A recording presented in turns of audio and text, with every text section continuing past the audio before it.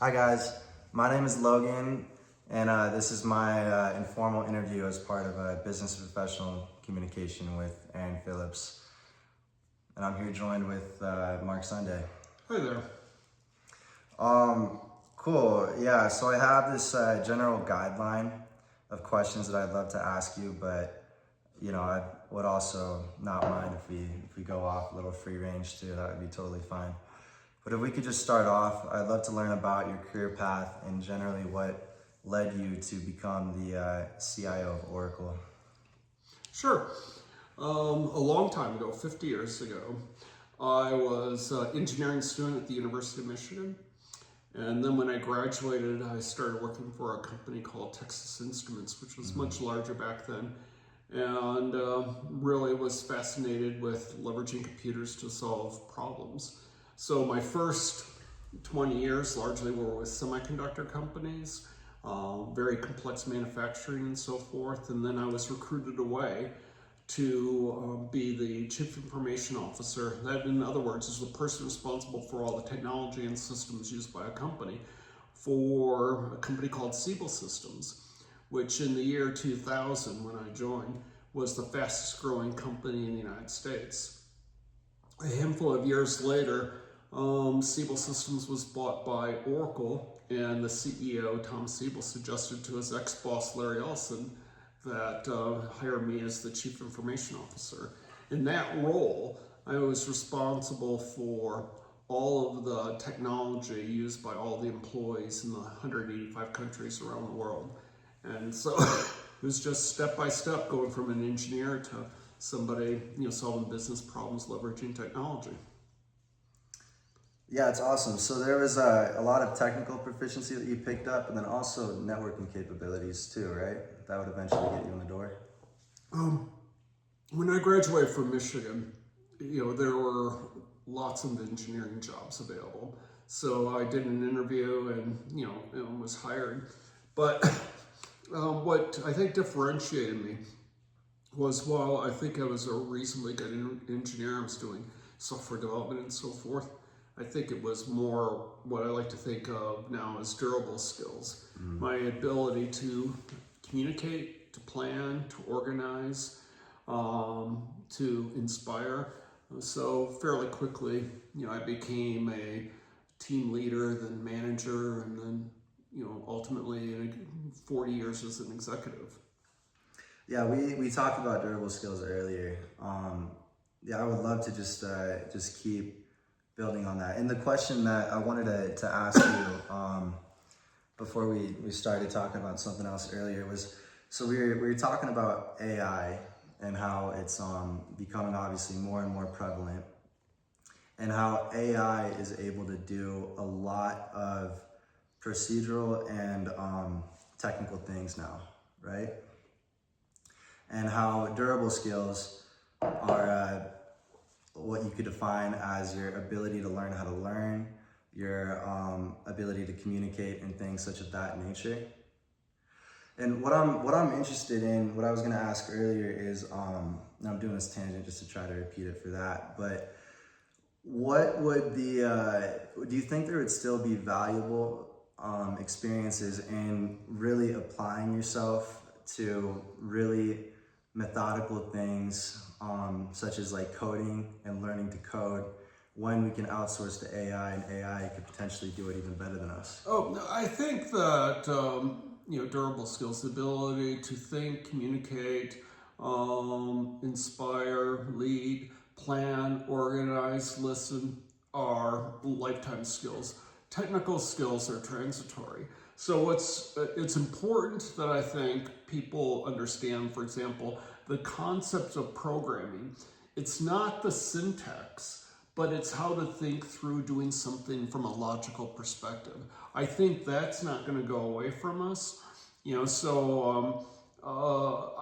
think that the skills that really help us think, help us understand, help us experience. So whether it be the sciences, economics, business, law, I think it's really important to be able to understand the concepts, but use your creativity, your communication, your organization skills to actually be able to apply those in a much more meaningful, faster pace because of the the incredible uplift artificial intelligence provides us.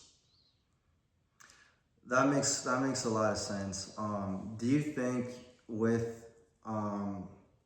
so I think based on what you had just said, I think I gathered how you would answer this already, but we have like this whole Western ideology of fulfillment through work, right? Where we like find purpose in doing our 9 to 5. Do you think with AI and how a lot of like the more like procedural tasks might get outsourced so we would lose some of that fulfillment? Or do you think because we're now able to think more critically and work around that we're still going to have purpose in work? Well, first of all, I think purpose, not just related to work, but purpose in general, is incredibly important. I mean, that's what we all exist for, is having purpose. I think that's extends to friends, family, community, and work. But I think the fulfillment that one can get from doing their job, for me at least, is much, much greater in this age of AI. The ability to do so much more at such a faster rate actually makes work that much more fulfilling. That I can do something that might have taken me 10x, 100x longer, but what I like even more is I can do it so much better. The quality of the output is so much better. You know, here I am 70 years old, and I'm learning at the fastest rate I've ever learned before, because historically, you know, if I had a question about something, it might be fleeting. Like, what kind of tree is right outside my window? Well, now, with just a simple use of my phone with Google Lens, I can point it at it and it's going to tell me it's an elm. That's a very specific case, but in general, now our ability to question and then get answers and create steeper learning, I think we're going to all find, hopefully, I know I will, find more purpose in life, more purpose, more enjoyment, enrichment from the professional things I do, because I'm spending far less time doing repetitive or non-engaging activities, or now I'm engaging at a very high level, doing interesting things literally all the time. So I think there's going to be more purpose in work. Let's go back. I grew up in Michigan. In our factories, we used to have employees that would pick up tires and put the rear left wheel on. And then the next person would tow the 5 lug bolts. How rewarding can that be, putting 1,000 tires on a day and putting 5,000 lug nuts on? Compared to the kinds of things now that we can do is really create a lot of value. So I think these tools are going to get rid of a lot of the drudgery and in fact make life more interesting, more meaningful, and really help us all learn at a much faster pace than human history has ever learned before. That makes a lot of sense, that we can cherry pick what we do in work, and if we pick the things that we like to do, we'll find more fulfillment in that. That makes a lot of sense. Exactly. And then we already talked about it earlier, but I really liked your response. I'm gonna ask the question again for the camera. What are the like some of the biggest mistakes you'll see when people use AI? First of all, is we have to be really, really careful about security and privacy. You know, I'll give you an example of something that I could see myself doing. And that is, I have a spreadsheet of all my employees. I have what their current wages are. I have what the range is for their salary, the salary band they're in. I'd have their current performance rating and previous performance rating. And let's say I have a budget of $50,000 to allocate raises across all these employees. I can totally see passing it to an LLM and have it do it for me. I mean, that is such a obvious, logical thing. Well, of course, that's a really big issue, because when you pass stuff to public LLMs, the data's not private. So here I just passed along perhaps social security numbers, names, pay rates, performance review, lots of no's in that. Other things can be true with relative to health conditions and things. So one of the biggest things you can do is pass to public LLMs, personal, private, health related data. So another, potential big issue with AI is hallucinations. AI coming up with answers that, are in fact not true, in fact are blatantly made up. So really have to understand, have to do, the fact checking. So that's another option. The third area that I think about quickly is the lack of transparency, the lack of really understanding what's going on, and is it acting as it should. Let me give you an example. If we had 10,000 people in line for liver transplants, and then there's an AI system that prioritized that list of 10,000 potential liver transplant recipients, well, how do we know how it's deciding? It's very important to have transparency in these models, because it's easy for them to just be black boxes. In fact, you could pass ChatGPT or Gemini or Grok or any of these. Here's 10,000 patients. Here's their current situation. Here's their age. Here's some other factors. Go off and prioritize these as the best candidates for liver transplant. I mean, you could easily do that. But what you don't know is, how is it actually making those decisions? So this other kind of concern I'm talking about is really understanding what's going on within the model, and is it making the right decisions for you. So I think it's easy to apply AI, and I love the capabilities it provides, but you have to be cautious about that. You're not sharing private secure data, that you're not having things biased, and that you actually understand what's going on. I'm afraid to death of the whole concept of fake news and inappropriate videos and spoofs and phishing attacks. Like Logan, I could create a video that you would swear was your mother talking to you about how you're adopted, and you're or whatever the case may be, and it could be so incredibly realistic, and as good as everything could be right now, you'll be 10 times better just a year from now. So that's another big concern of mine, is these tools being used for nefarious purposes, and how we're going to be able to differentiate what's real and what's not real.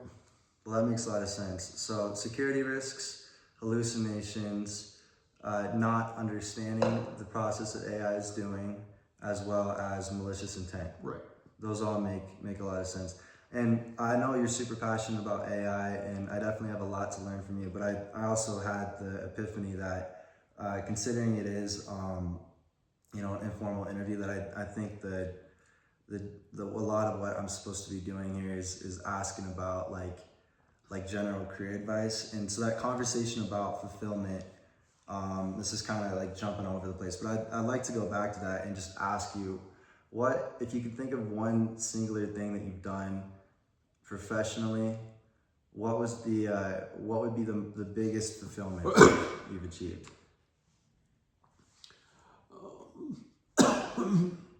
When I think about, this is a broad statement, but whether it's at work or with my family, with my boys, I get the greatest personal joy when something incredible's happened that I didn't have anything to do with. In fact, I didn't even know what was going on. And so when you're leading an organization or you're leading a family and incredible things happen that you're not involved with, that you didn't even know was going on, then you know you've done your job right. And so as I think through the years, I've gotten incredible satisfaction by building an organization, leading an organization, building the culture of an organization, that they do amazing things that I'm not involved with. Does that make sense? That does make a lot of sense. And I really like how you related that to your personal life as well. Yeah, it's exactly the same. I absolutely, the greatest thrill I get is when my boys do amazing things that I didn't know about and I didn't have anything to do with. But as far as something that you had kind of alluded to, if I think of the secrets for me of success is, doing the best you can. I've never, ever plotted for the next job. I don't recall ever going and asking for a raise. All I've done is try to do what I'm doing the best I can, treat people extremely well, and everything else is kind of taking care of itself. One thing I'm really quite proud of, if I think through all my time at Oracle, when I left, we had 140,000 employees, and most of them are technical. And so out of 140,000 employees, tens of thousands, maybe even the majority of them, might not agree with my opinion, might not agree with decisions I made. But I don't think in any time I ever gave them cause to question my intentions. And so whether it's at work or once again in personal life, for me, I think you should live by the same values that, as long as you never give people to question what your intentions are, they're far more willing to cut you slack on disagreeing with your opinion or your decisions. That makes a lot of sense. That does make a lot of sense that you, if you can garner the respect and everything, then as long as have the right intentions. I mean, for you to, for them to perceive that you have the right intentions, you have to have the right intentions. It's not something you can fake. So I think that at Oracle, I'd like to believe that everyone thought that first I put our customers first, our company first, all the different organizations, my employees, and then kind of lastly me. I would like to think that that's how people thought that I operated, during my extensive career at Oracle. Okay. And I'd like to think that that's true with my family. I'm sure that, they don't always think that way, but I think it's really important to, have the right intentions, and kind of everything else takes care of itself. Where do you think you learn that mentality? Because I have peers. So what you're saying is really awesome. It makes a lot of sense. But I have peers that have told me, to my face that the second I get a job, that's when I start looking for a new one, right? And it's a little bit of okay, that is so not me. Yeah, that's what it I sounds was with ST Microelectronics, which was acquired Mostec, for 10 years. I was with Motorola for 10 years. And then I worked for Siebel. After 6.5 years, the company was sold to Oracle, and I worked another 13.5 years.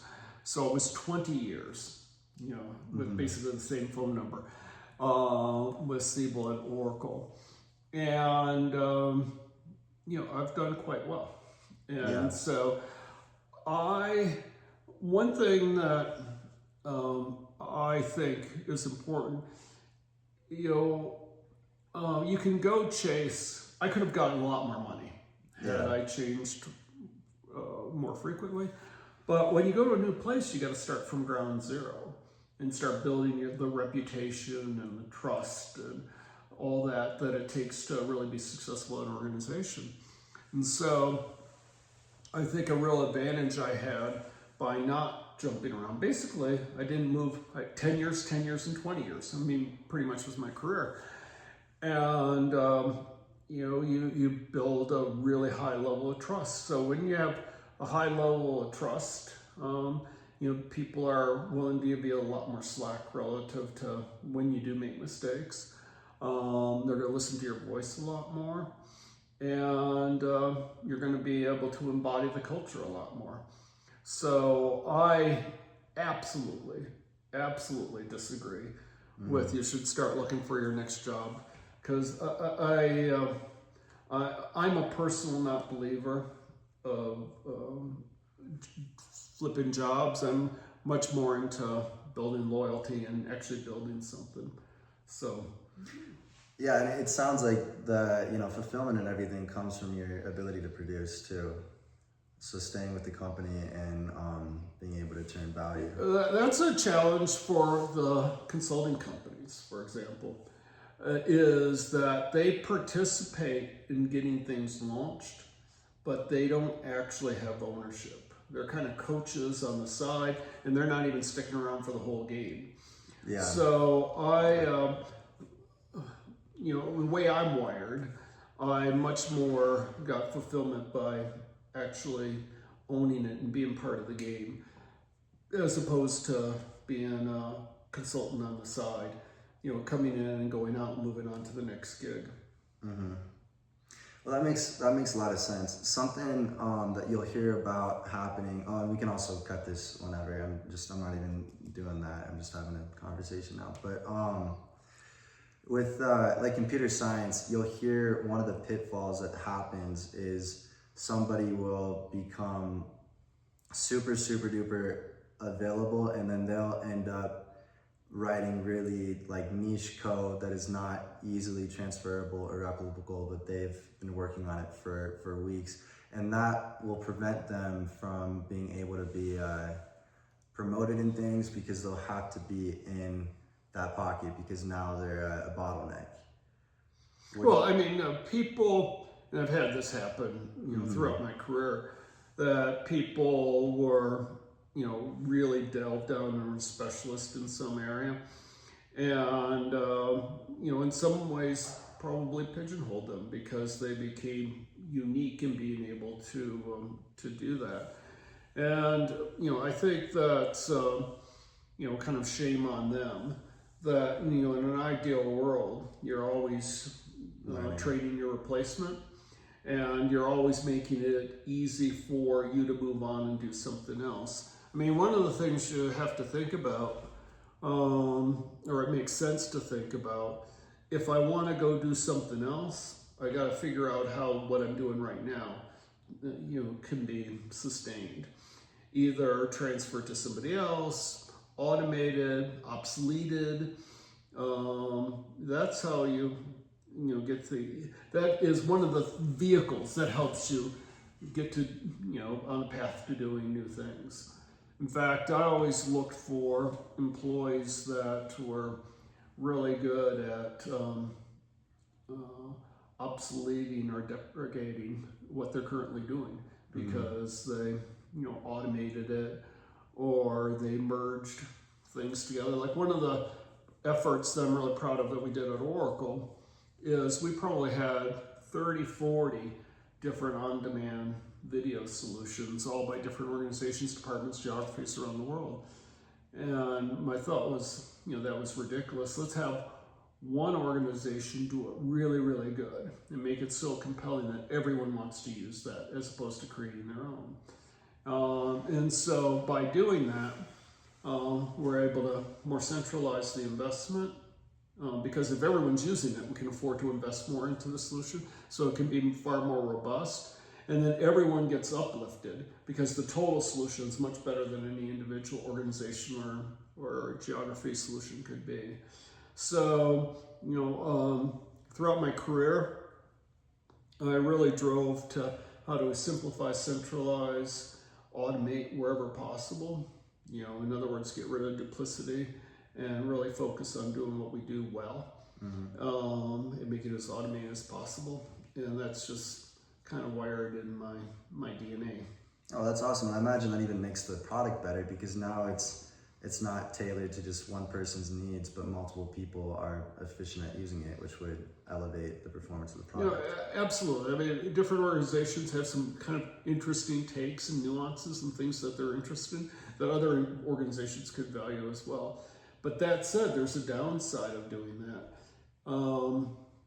I've had startups that are trying to be all things to all people. And when you're doing lots of things, you don't do anything well. So you have to be cautious that you're trying not to serve every master with the same solution if the service they need is much different than the other masters. That makes a lot of sense. And we had a conversation, I think it must have like almost been a year ago, but I think I asked you this like exact question. But when you're working with somebody, we talked about durable skills, we've talked about not letting yourself get pigeonholed, but what are some other things that you would look for if you're trying to find a high quality partner? I think it's Vinod Kanesh, some of his names, the top VC guy in the world, if I'm not mistaken. But one of the rules he has is what he likes to find are a group of guys and gals that are best friends, and when he's looking to invest in a startup. Because when you're doing a startup, stuff always goes wrong. You always have to pivot. You always have to change direction. And if you have the relationships, this is really a tight-knit, close friend group, they can overcome all those difficulties that you have. So when looking for employees, these are people I want to work with. You're going to spend a lot of time of your day working, so select a group that these are people that I like, I'm inspired by, and similar to what my wife does for me, she makes me a better man. You want the gals that you work with to make you a better person as well. So that's what I really look for. In fact, one of my sons was asked to recommend somebody to come work with them. And my advice to him was, we threw out a name of somebody we know who's really technically capable. But, I said, Jake, is this somebody you'd want to work with on a daily basis? And I go, no, not really. What you want to do is have somebody who's, you're certainly capable, is going to be contribute significantly to the thing, but also somebody that you get great joy and pleasure working with and that you have trust and confidence in. That makes a lot of sense. So you've already pretty much answered this question, but I just want to ask it again in a different form. If you were given the choice to pick between two teams, one of those teams being assembled like the Avengers, like they all have like incredible proficiency with the tasks that you need to get them done. They don't know each other. They were just cherry picked across industry, and often with like maybe consulting groups were just compiled because they were the best at what they do, right?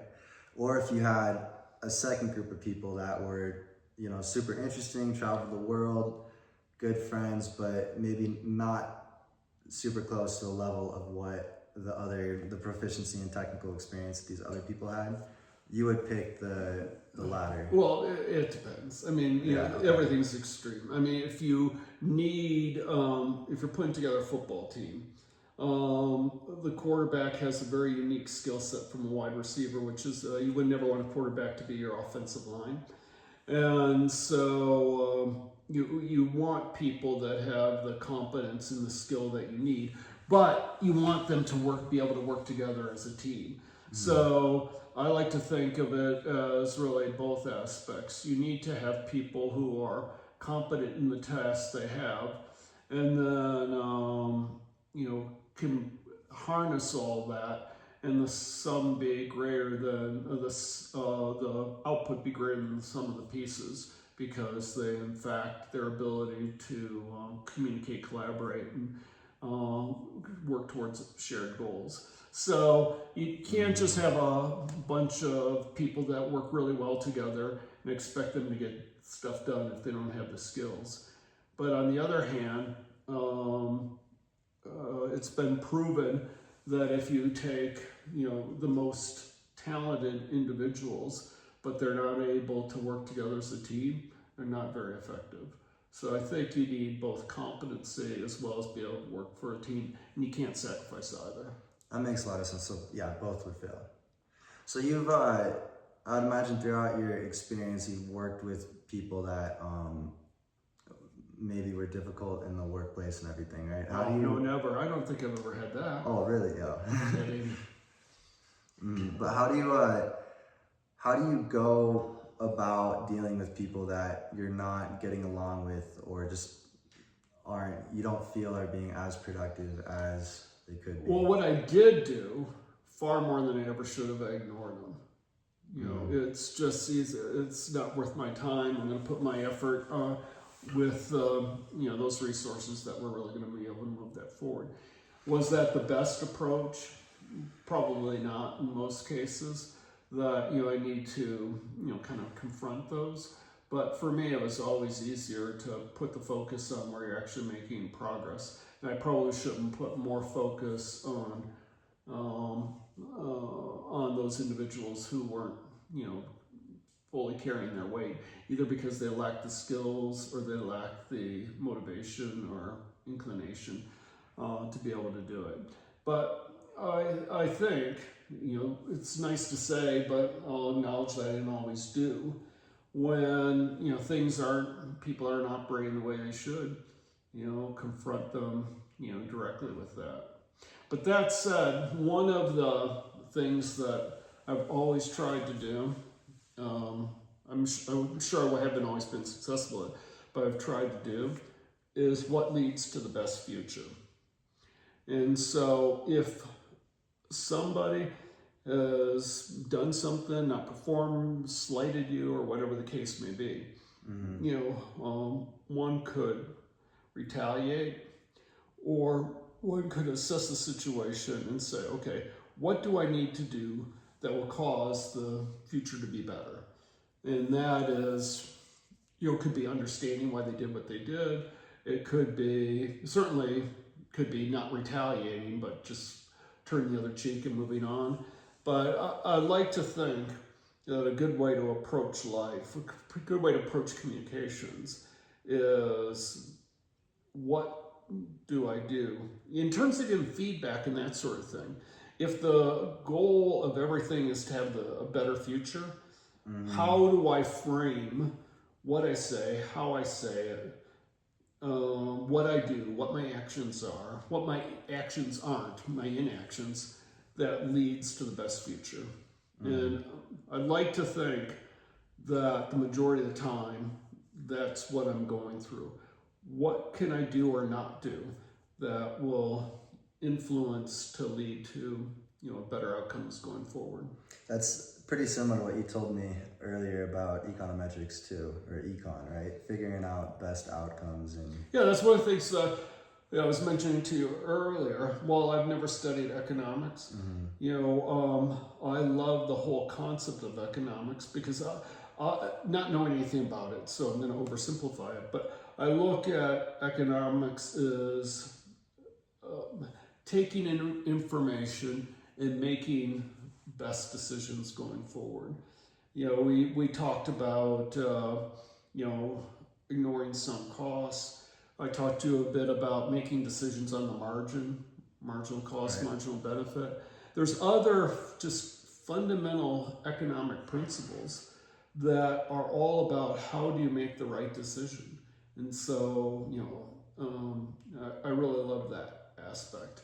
And one of the things you and I touched on is, how potentially AI will play in this.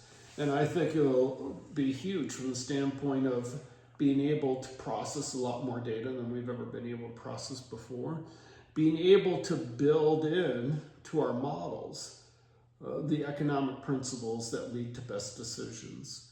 I would trust an AI based on being appropriately trained, which I assume they have, on economic decision models to make far better decisions most of the time than I ever could.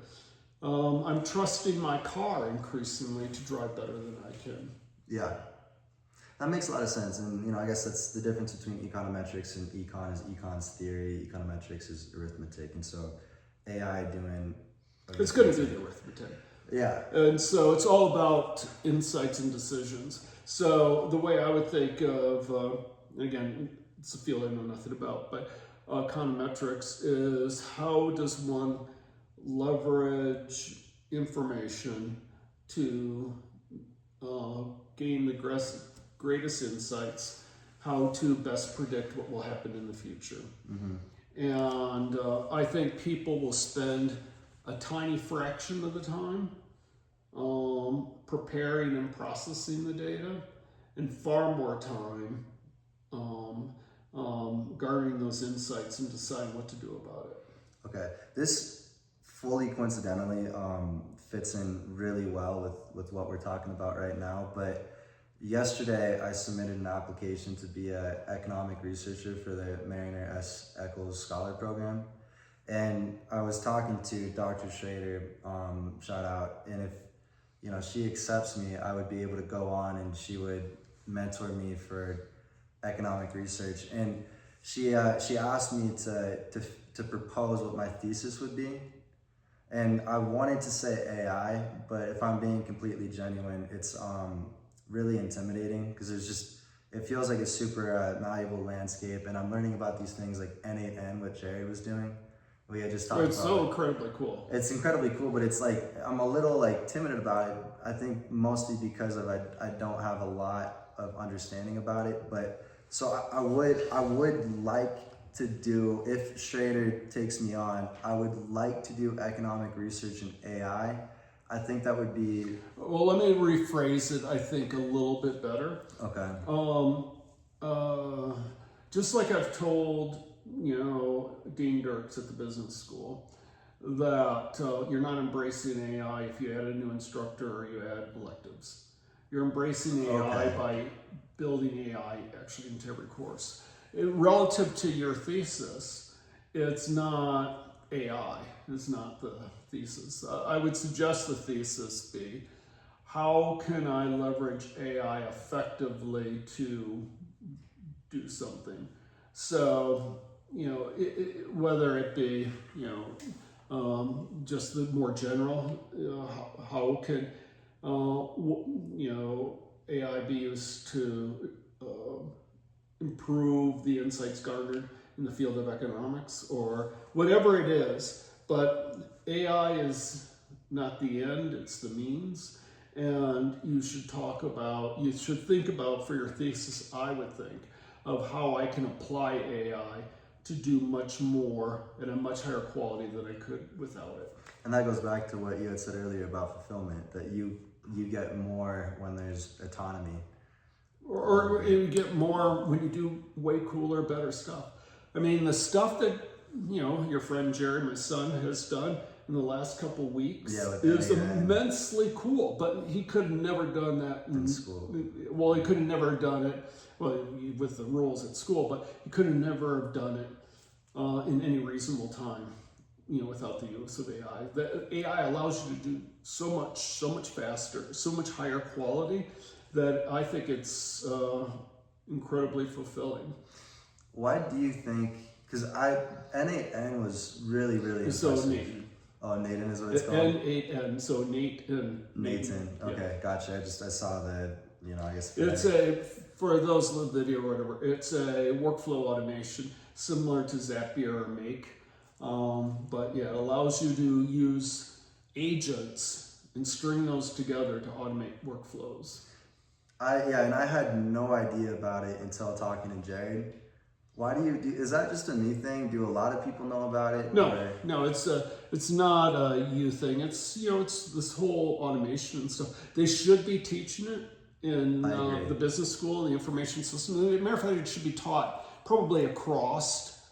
If you think about the different disciplines, accounting, supply chain, information systems, the idea of being able to automate workflows, it's like something that people should be aware that they might not have to be skilled in Nathan or JavaScript or JSON or any of the things you might use with it, but this whole concept of being able to automate.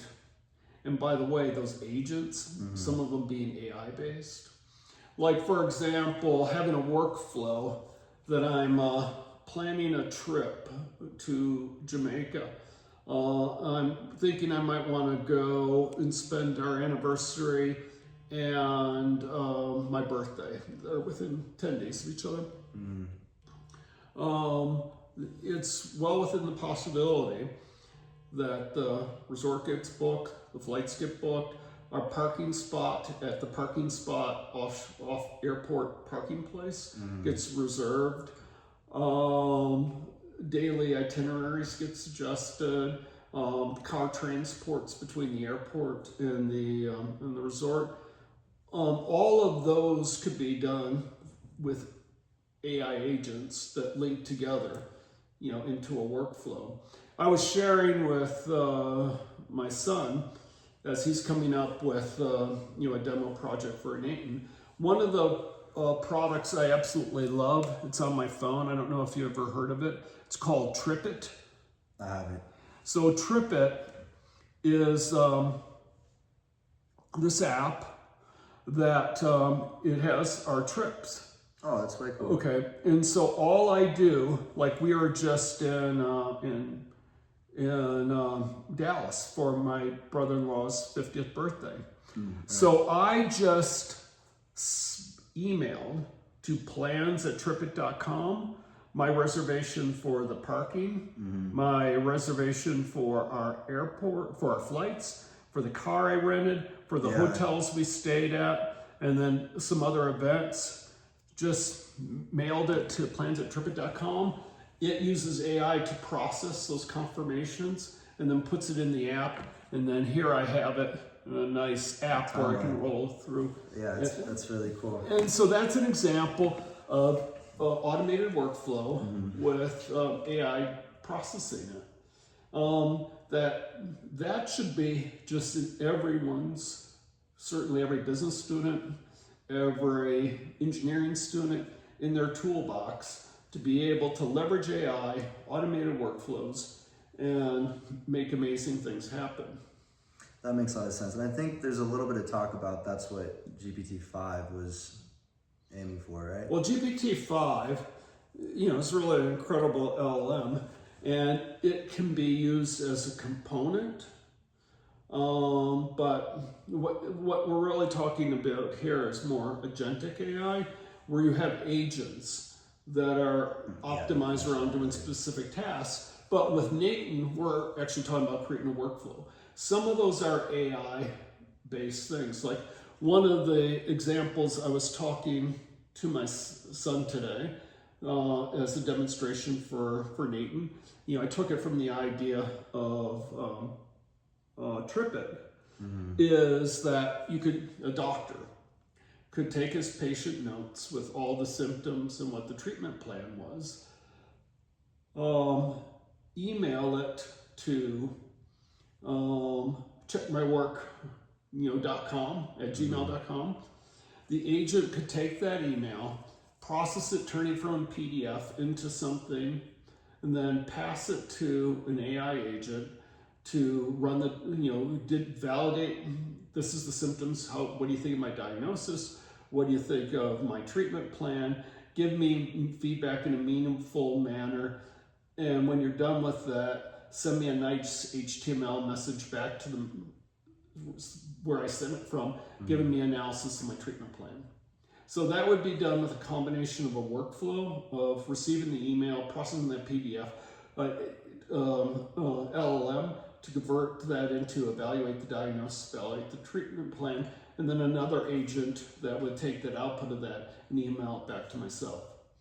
So that's a straightforward example of you could leverage Nathan combined with one of the LLMs, put it together in a nice, useful thing that I'm going to send off an email, and literally a minute back, I get feedback on my diagnosis. That's really cool, and that's all AI doing that. Well, it's AI doing a couple of things. AI actually evaluating the symptoms and the treatment plan to give it, to evaluate.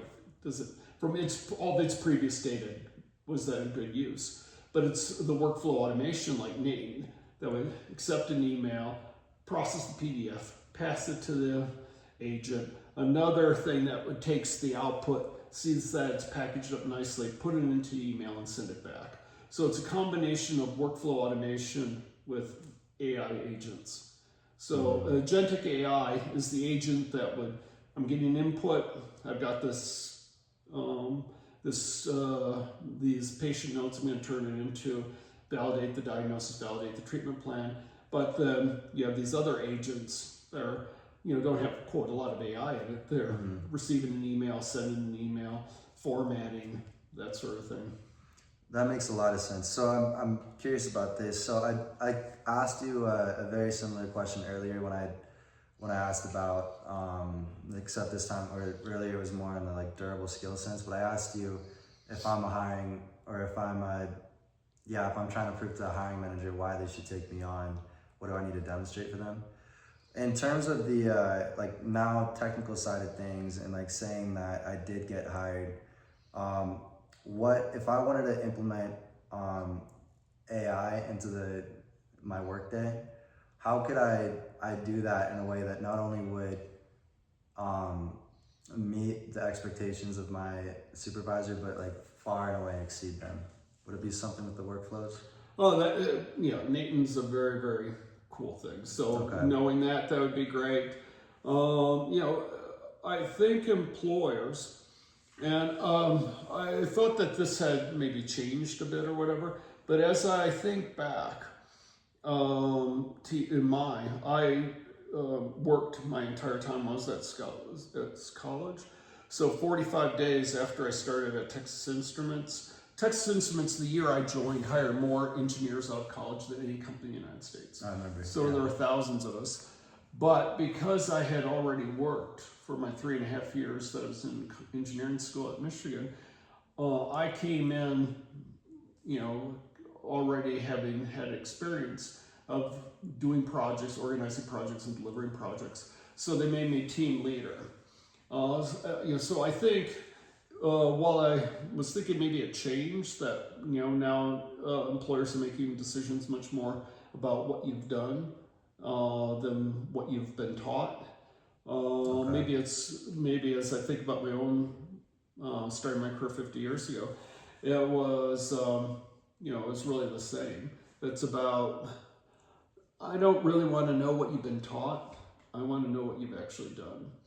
Mm-hmm. So coming up with some things that you've actually done that demonstrates your ability to learn, your initiative, your drive. Like, for example, in your case, doing those competitions and so forth, those are things that you've actually done. And so those will resonate well with a potential employer. Yeah, I've lost pretty much all of them except one of them. I lost 7. I'm 7 for 8. Well, no, but it's. I don't think it's necessarily winning. It's getting in the game. Yeah, well, I think even when it comes to what we were talking about earlier about, outsourcing things to AI and fulfillment and everything, I think a trophy is only ever recognition of work that put into, attain it. And so when it comes to like competitions, I've lost 7 of them, and not even like I've placed. I think you put a lot of emphasis on that, by the way, Logan, and I would put the emphasis on participating. I mean, you don't have to do it. You are choosing to spend your time doing that. Mm-hmm. That's what I recognize. Yeah, that makes sense. So the effort is what we should focus on. Well, doing things. I mean, effort. Ultimately, things count on largely based on results. What did you accomplish? But these competitions, if there's 10 teams, only one team wins. Well, that doesn't mean the other 9, you shouldn't value their work as well. So I think it's more, I value that you did it. And then whether you won, that's gravy. But the more significant thing is actually doing it. So, with all this stuff, I think it comes down to what, have you actually been done? What have you actually done? I know it's really easy to have been taught things, but not know how to do anything with it. So I think one of the things I'd like to see increasingly at the University of Utah and elsewhere is we have students actually do real stuff, get engaged with the startup community or other things where they can not just be taught stuff, but they actually do stuff. Okay. In fact, that's what I would suggest as we redo the curriculums and so forth to modernize and in the age of AI relative to higher ed, that it'd be much more project experiential learning. And so you're building a portfolio. When my sons were at the Academy of Math, Engineering, and Science, their high school, during the 4 years there was this concept of building a portfolio. I think that would be very cool while in college. I'm thinking this literally off the cuff. A portfolio of projects, whether they be at school or with internships or other things or community service, what have you. Here's my portfolio of stuff I've actually done. Do you think, in a sense, that could be LinkedIn? LinkedIn, Talent Sky would be kind of a better place for that.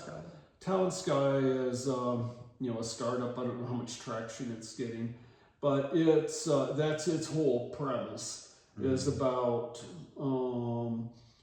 tracking, building, and everything about what you've accomplished. LinkedIn, obviously you could put stuff like that, but I can't imagine LinkedIn would have a whole portfolio. I did a project where I did this response to an RFP, I did this competition or what have you. I think there's probably a more effective place than LinkedIn to kind of have a portfolio. That makes a lot of sense. It's I'm on LinkedIn, I think, more than I should be, and it's kind of annoying. I think a lot of people use social media not necessarily how it should be used.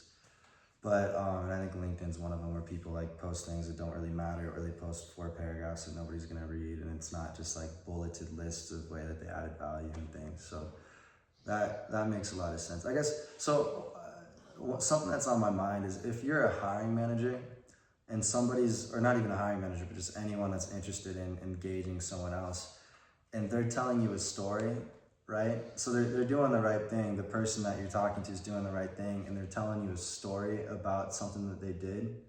How do you gauge if that story is authentic, or if it's, I guess, frankly, bullshit? Because I imagine a lot of people would just fabricate stories and try it's intuition. You can ask questions and that sort of thing, but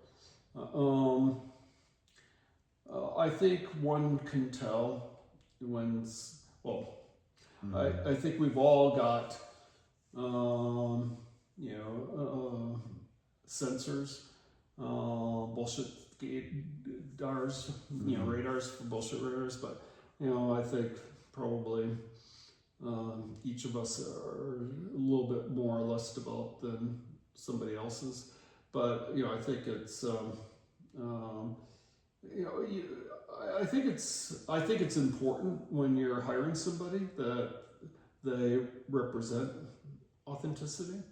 Matter of fact, I get turned off. I get turned off by people who don't come across. I'd rather you be less polished, and way prefer authenticity over polish. Mm-hmm. That makes a lot of sense, and yes, and I think you have to meet people face to face, right? Because if LinkedIn in particular, people will post things, and it's a little bit more tricky to gauge if it is authentic work because. Well, I don't really even think about it. Yeah. But it's just where I'm at in my career and what I'm interested in, what I'm focused in. Yeah, that's fair. We can definitely, Okay. but I think you've taken your share of my time. I have. I'm sure you'll bill me for that.